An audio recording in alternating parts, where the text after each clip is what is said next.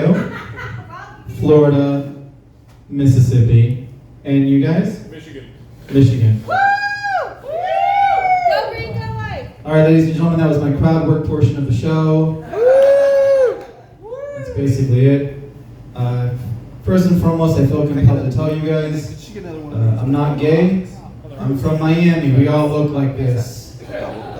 We dress like we might have a job interview, bachelor party, a trip to the nightclub, or a walk on the beach. You never really know, and all we have to get us through our day once we leave is fruit, snacks, and cocaine. So we just figure shit out.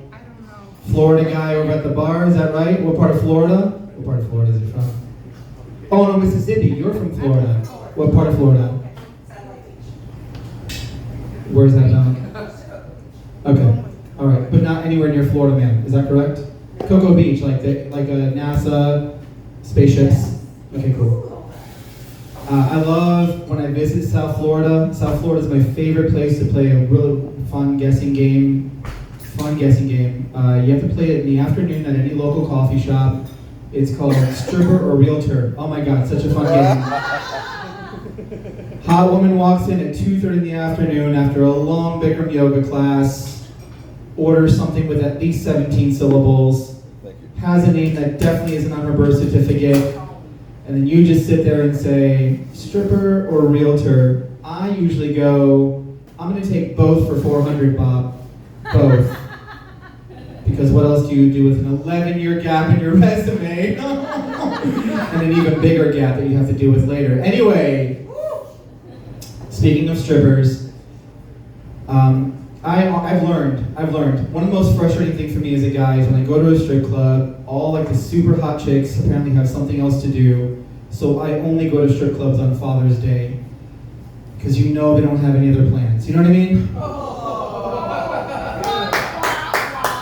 And I bring all my black friends because they don't have any plans. You know what I mean? It's funny because it's true. Don't worry, I offered a tip on their behalf. You know, they're broke. Anyway, it's not all black people, just my black friends. The funny thing is, as a minority, I'm Hispanic male, born and raised from Bronx, New York. You've seen enough John Leguizamo, Jennifer Lopez documentaries to know what's going on. Sound like the Bronx. Yeah, I lost my accent. Well, bring it back. All right, I'll try it. So now I'm expected to put on a New York accent just to prove. Gotta walk around like Barack Obama with my fucking birth certificate, like, it clearly states! Totally threw me off. I don't even know what I was talking about at that point. Sorry. We're in South Florida, there's strippers. Walked outside of the strip club. You're from the Bronx. Okay, there we go. So I'm a minority, but even as a minority, because they're not enough racist jokes tonight, let's do it. As a minority, I still don't have the right to use the N-word around my friends. But truth be told, there's a lot of things my black friends can't say around me. Like croissant. I'm really excited about my 401k. I look forward to paying my rent on time. You know what I mean? Like there's a lot of things that my black friends can't say, like entire phrases, and there's one word off limits. It's okay, you guys can laugh. My black friends wrote that joke for me. I always have at least two black friends, one to braid my long ass hair and one to help me get in my house when I lock myself out. I'm not racist, I'm resourceful, guys. Simmer down. Simmer down. Jorge's loving these jokes. Oh my God.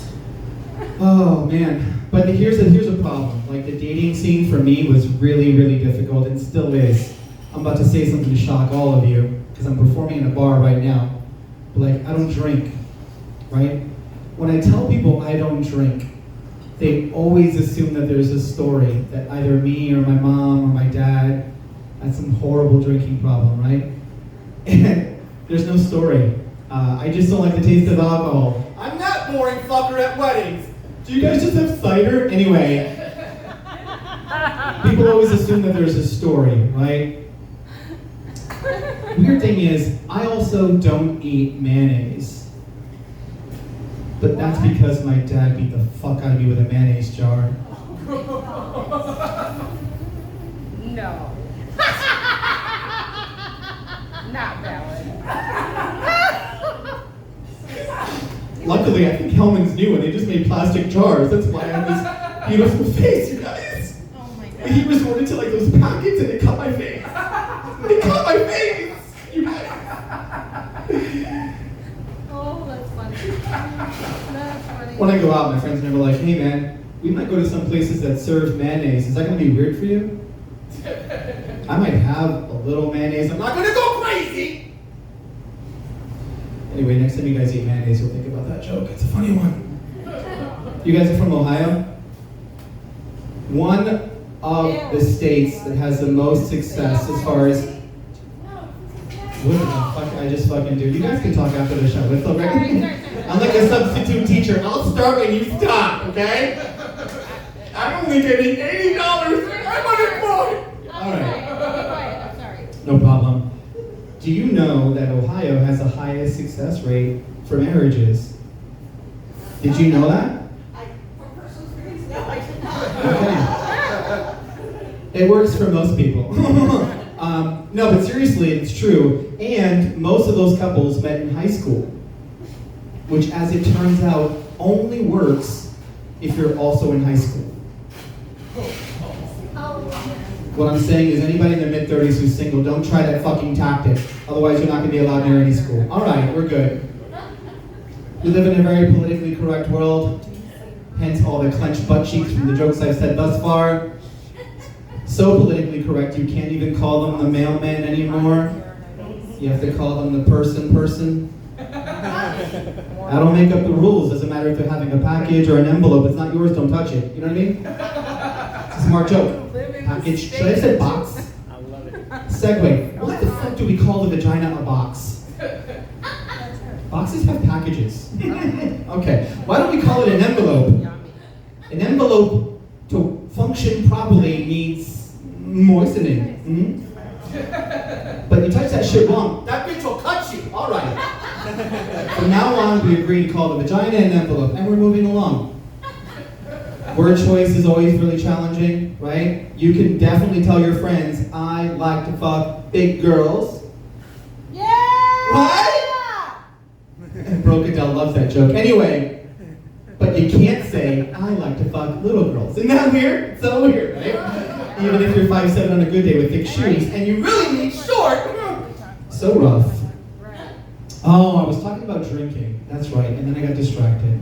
Okay, so it's really difficult for me in the dating scene, because here I am at a bar, I don't drink. Now, I don't know if you know this, but going to a bar or a club that serves alcohol when you don't drink alcohol is like going to a playground and you don't have any fucking kids. It's all in good fun, it might seem innocent, but then you're sitting there and I'm like, which one's yours? And you're just like, none of them.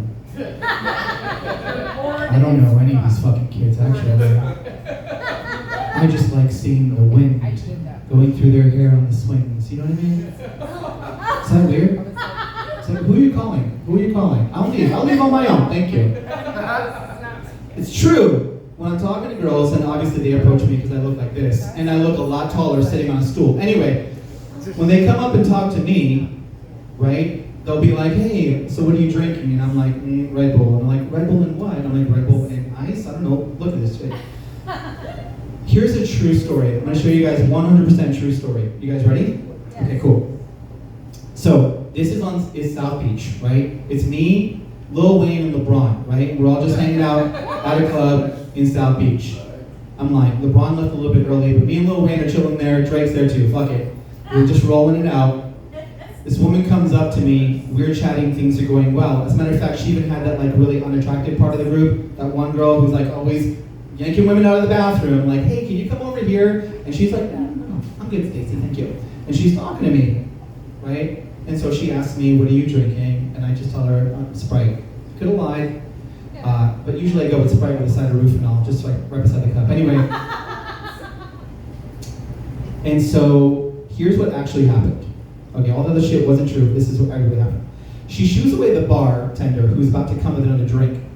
She puts her hand on my thigh and I'm like, fucking score! This is going great! She puts her hand on my thigh and she's like, look, it's not my place to tell you how to live your life. But I don't think a bar is the best place for someone who's obviously a recovering alcoholic. And And as cute as you are, and as much as I'm enjoying whatever this is, I can't go any further in this conversation because I have made promises. Promises to my friends and my family that I'm not going to put them through that again. I'm going to have to walk away now. And she does. She walks away. And I'm just sitting there thinking, you thought I was cute? Like, just come on back, start off with that. I'll become an alcoholic, I'll heal for you. We come back here 10 years later to celebrate. What do you need from me? I just don't want to eat any mayonnaise. You guys have been great. Thank you so much. Enjoy the rest of the show.